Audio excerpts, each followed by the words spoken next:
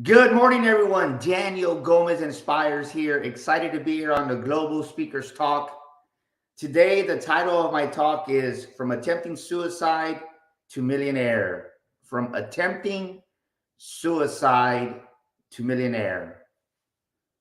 So many times in life, we don't really understand why circumstances arise. We don't really understand why things happen when we're a child, when we're a kid. We don't understand it. And I can remember being a 9-year-old child and sitting at the hospital floor by the elevator, looking up, waiting for the elevator to go from 9, 8, 7, 6, 5, 4, 3, 2, and then lobby where I was at. You see, as a child, I was waiting for my mom to come back from chemotherapy. My mom was diagnosed with breast cancer at a very young age. In her 30s, I saw her suffer so much, and I didn't understand so many of the life experiences that were going on in that time as a child. But I knew that I was too young.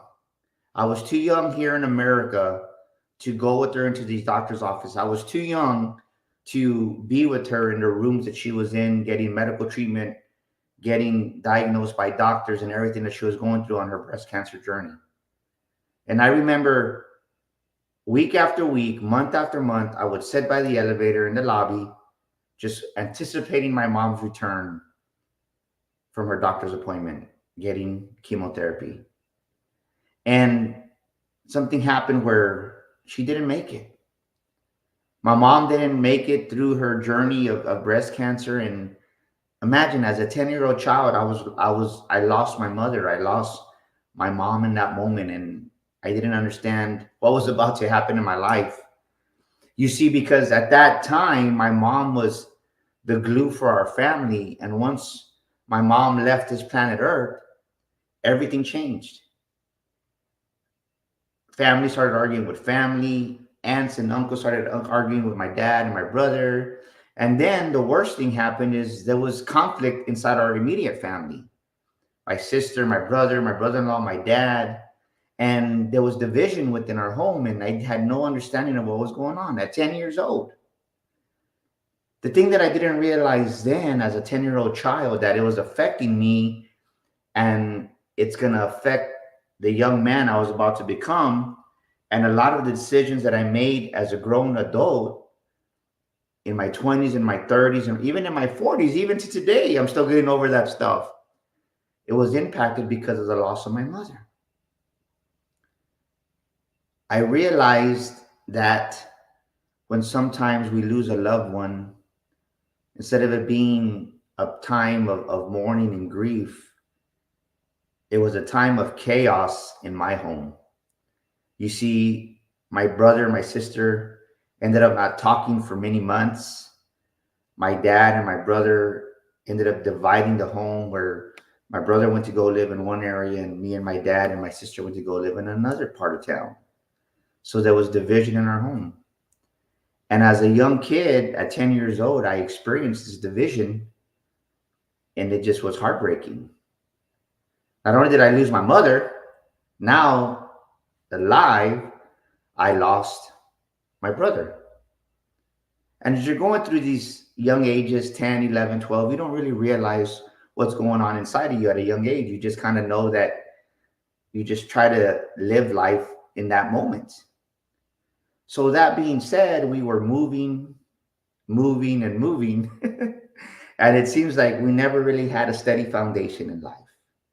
And maybe right now you feel like, man, I don't have a steady foundation in life. Maybe you feel like there's no foundation in my world right now.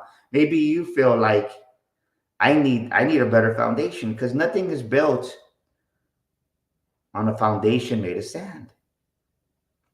And as I was going through my adolescent years, I was going through my teenage years, I just started making not so good decisions. And it started from that moment in my life where I just really stopped caring. I stopped caring because I had lost my mom.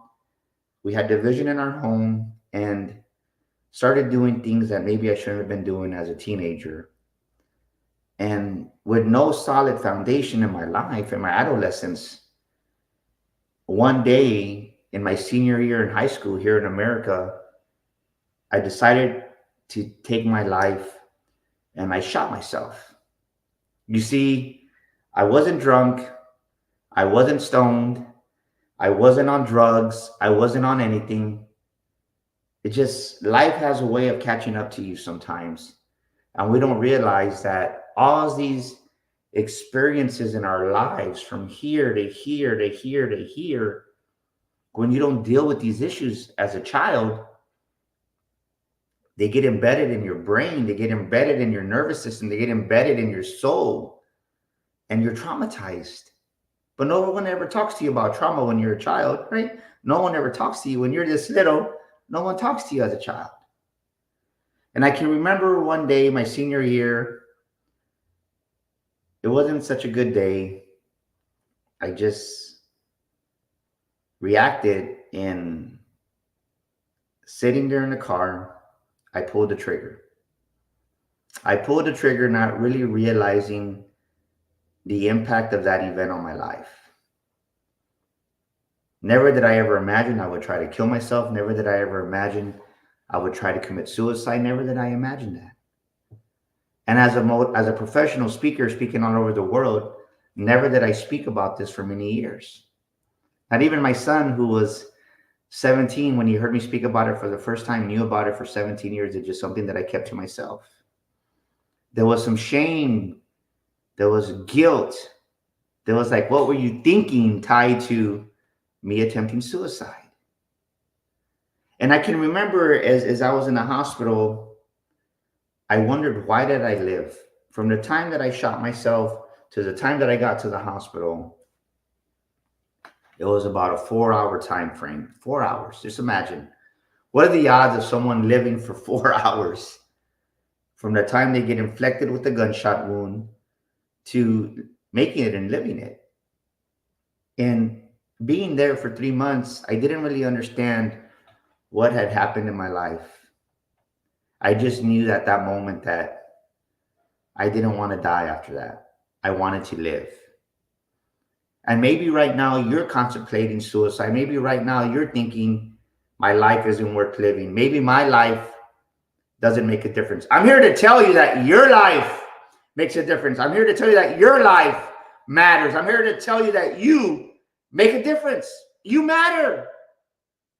You're watching this world right now, and I want you to understand that I'm here talking about this because I want you to understand that if Daniel Gomez Inspired can go from attempting suicide to multimillionaire to successful business owner to speaking all over the world, from not valuing myself at that moment in my life, what can you not do in your life once you open your heart, you open your mind to the possibilities of what God has for you? Because you matter. I want you to whisper that to yourself right now. I matter. I make a difference. I bring value to the people around me. And as I got home after being in the hospital for many days, many months, 3 months, I can remember looking in the mirror. And as I looked in the mirror right here, I had a scar, and I still have the scar from the top of my chest to the lower of my abdominal area. And these were the first words that I said to myself. What were you thinking, Daniel? How could you be so dumb to try to kill yourself? And then now I'm looking at myself. This is a dialogue that I speak to me as a teenager coming out of the hospital. Is you're going to live with that scar the rest of your life. For many months, for many years, I looked at my scar as something negative. To be honest with you, it was a scar of shame. It was a scar of shame.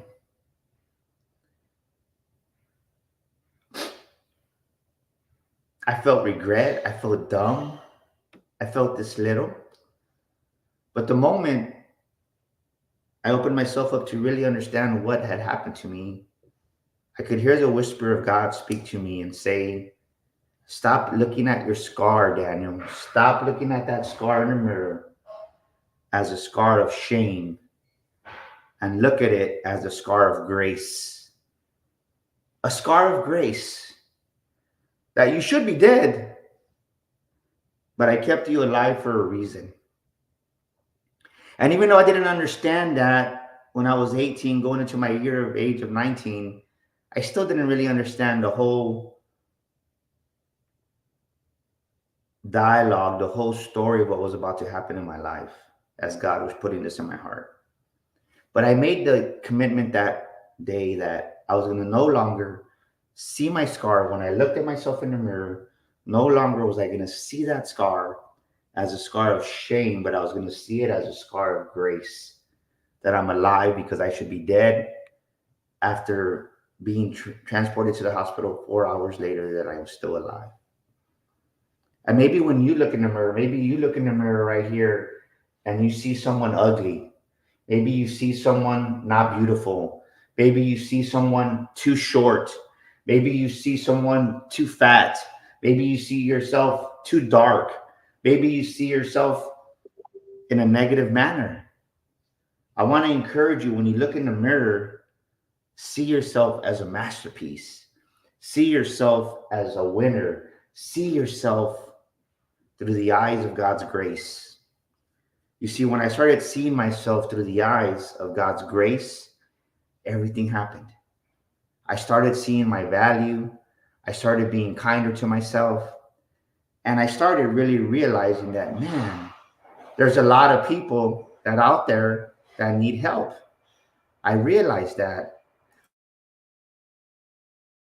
I realized that people needed help. I realized that. And my story from attempting suicide to the man that I am today is really understanding that everything that happens to us, there's a reason, there's a purpose. And I stopped playing the victim. I stopped playing the victim and I started playing the victor. And I started sharing my story now, that there's nothing ashamed of having a scar from the top of my chest to the bottom. There's nothing wrong with trying to kill myself, even though I don't recommend it, because now I can share my story and encourage people who maybe don't love themselves the way they should, who maybe don't see themselves in the right manner, maybe who don't think themselves as amazing, maybe who just belittle themselves in their own dialogue as they look in the mirror. So if you take anything from my speech today, when you look in the mirror, I want you to start seeing yourself through the eyes of God's grace. Because in that moment of grace, when you change the perspective, when you change your point of view, everything changes. You see, I couldn't bring value to the world as a speaker, as a book publisher, as an author, as a coach, as a trainer. I couldn't bring that $1 million value if I didn't first value myself. And it breaks my heart when I speak in the UK, I've spoken in Asia, in Hawaii, all over the world. And it breaks my heart when I see over 90% of the people in the world undervalue who they are. They undervalue themselves. So I want you to start changing the way you see yourself and stop discounting yourself. Yes, stop discounting yourself. Stop discounting what you bring to the table. Stop discounting what you bring to the world. Stop discounting yourself and start valuing yourself in ways you never imagined. Start valuing yourself in a beautiful way. My name is Daniel Gomez Inspires, and I want to encourage you to value yourself even more. Thank you for spending this time with me on here. And if you're in the country of America, if you're here in the United States of America, I want to invite you to Texas. You see my shirt, The Makings of a Millionaire Mind. We're going to have our boot camp here live in San Antonio, 2 days, May 24th and 25th. And I want to show you how to value yourself even more, how I went from attempting suicide to the millionaire that I am today in person here in San Antonio, Texas, May 24th, 25th. I want you to come spend a weekend with me. Thank you so much for listening to my story. I love you, everyone. And remember, you matter more than you realize. Thank you for joining us this morning here on Global Speakers Talk.